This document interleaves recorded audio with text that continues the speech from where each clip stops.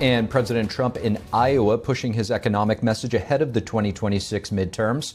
This coming as the president shaking up leadership on the ground in Minnesota. We go now live to NTD's Washington correspondent Mari Otsu, who's at the White House. Good evening, Mari.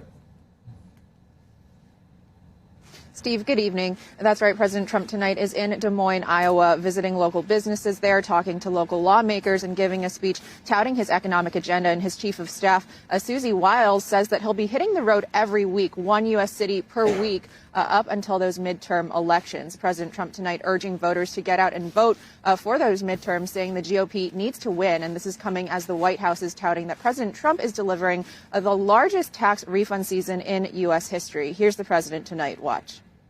But today, just after 1 year of President Trump, our economy is booming, incomes are rising, investment is soaring, inflation has been defeated, our border is closed, totally closed.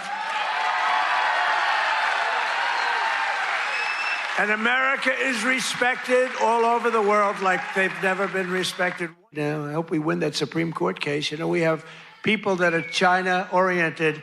They have people from literally that very China-oriented and foreign country-oriented trying to stop that. But we'll get it done one way or the other. We're going to do it. If we have to do it a different way, we'll do it. Meanwhile, President Trump is calling for law and order amid mounting tensions with law enforcement in Minnesota, urging Democrat-led states to cooperate with the federal government. And this is as he deploys a border czar Tom Homan to Minnesota, where he says Homan will report directly to him. Take a look.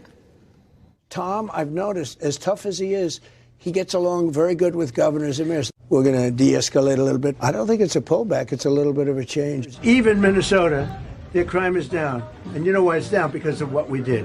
We took out thousands of criminals, career criminals, bad criminals. The White House calling the Saturday shooting a tragedy while attributing it to a broader pattern of hostility toward law enforcement coming from local officials and the media. This tragedy occurred as a result of a deliberate and hostile resistance by Democrat leaders in Minnesota. We have got children in Minnesota hiding in their houses, afraid to go outside.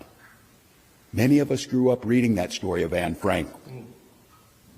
Somebody's going to write that children's story about Minnesota.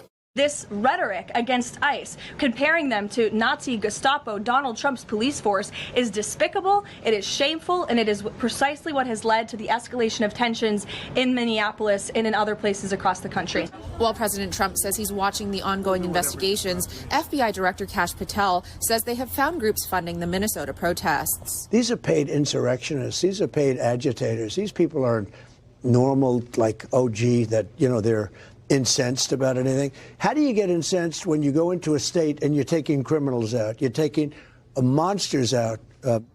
And when asked about Homeland Security Secretary Kristi Noem, President Trump says that she's not stepping down, that she's, quote, doing a very good job and that the border is totally secure. Steve, back to you.